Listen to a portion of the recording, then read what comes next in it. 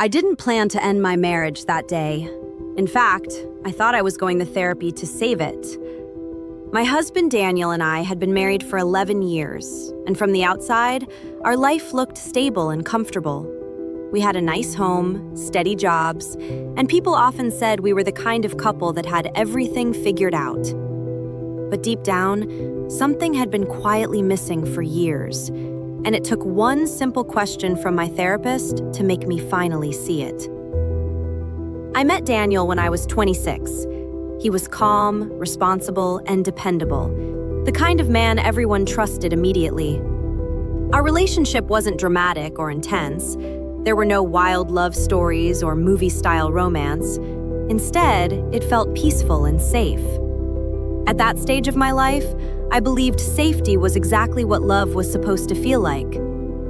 2 years after we met, we got married. Our families were happy, our friends supported us, and everything seemed to fall perfectly into place. In the beginning, married life felt comfortable. We built routines together, planned small vacations, and slowly created a life that looked very normal from the outside. But as the years passed, something slowly started to fade. It wasn't sudden, and there wasn't a single moment where everything changed. Instead, it happened quietly, almost invisibly. Our conversations became shorter. Our days became predictable. Every morning we woke up, went to work, came home, ate dinner, watched television, and went to sleep. Then the same routine repeated the next day. At first, I didn't think much about it.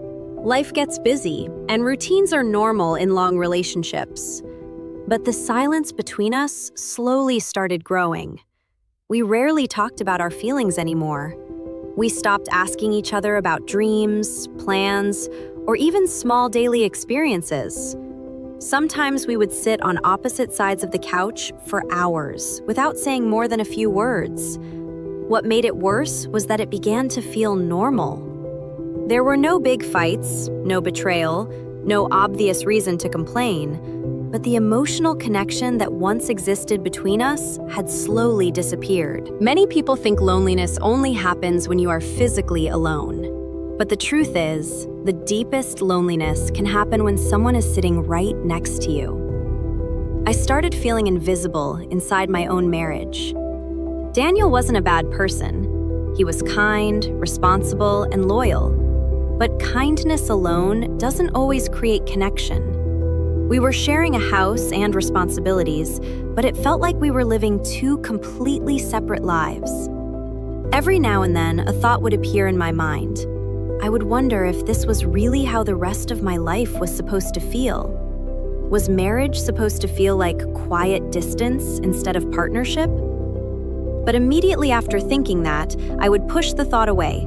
Nothing terrible had happened. Daniel was a good man, and leaving a good man felt selfish and unreasonable. So instead of questioning the relationship, I convinced myself that this was simply what long-term marriage looked like. The moment that finally shook me happened on a completely ordinary Tuesday evening. I had cooked dinner, and we were sitting at the dining table together. Daniel was scrolling through his phone while eating. I started telling him about a stressful situation that happened at work earlier that day. As I continued explaining the story, I suddenly realized something. He wasn't listening at all. His eyes never left the screen of his phone. I stopped talking in the middle of my sentence. 5 seconds passed, then 10. He kept scrolling as if nothing had changed. Finally, he looked up and said, "Sorry, what were you saying?" It was such a small moment, something that probably happens in many relationships. But for me, it felt like a quiet confirmation of something I had been feeling for years. I wasn't angry, and I didn't start a fight. Instead, I felt a strange emptiness, like a realization had finally settled inside me. A few weeks later, I decided to start therapy. At the time, I told myself that I wanted to improve communication in my marriage. I believed a professional might help us reconnect. During the first few sessions, I mostly talked about daily stress, work, and small frustrations. But my therapist kept asking deeper questions about how I truly felt in my relationship.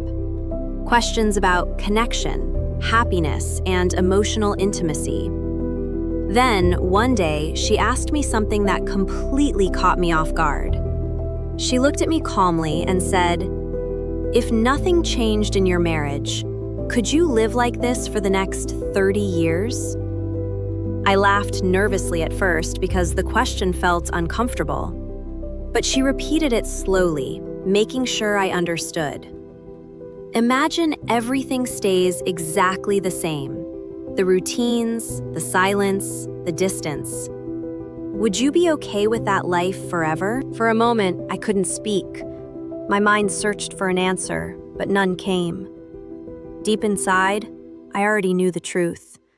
The life I was living wasn't unbearable, but it also wasn't fulfilling. It was simply comfortable. And comfort can sometimes keep people trapped in situations that quietly drain their happiness. That evening, I went home and saw Daniel sitting on the couch watching television, just like he did most nights. For the first time in years, I looked at him differently. I didn't see the man I had once imagined growing old with. Instead, I saw someone who had slowly become a stranger in my life. He was still a good person, still kind and responsible, but somewhere along the way, our connection had disappeared. The hardest realization was understanding that neither of us was truly happy. We weren't fighting, but we weren't growing together either. We were simply maintaining a life that had stopped moving forward a long time ago.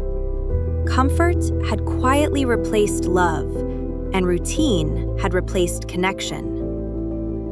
The next morning, I asked Daniel if we could talk. I told him honestly how I had been feeling. The loneliness, the emotional distance, and the fear that we had both been ignoring the truth about our relationship. I expected confusion or even anger, but instead, he listened quietly. After a long pause, he said something that surprised me more than anything else. He admitted that he had been feeling the same way for years, but didn't know how to say it. Neither of us had wanted to hurt the other, so we both stayed silent and hoped things would somehow improve on their own. Our divorce was finalized about a year later. It wasn't dramatic or filled with bitterness. In many ways, it felt like we were simply acknowledging something that had already happened long before we spoke about it. Sometimes people still ask me why I ended the marriage if nothing terrible had occurred. My answer is always the same. Sometimes the biggest mistake isn't leaving a relationship that ended. Sometimes the real tragedy is staying in a story that quietly finished years ago while pretending it's still alive.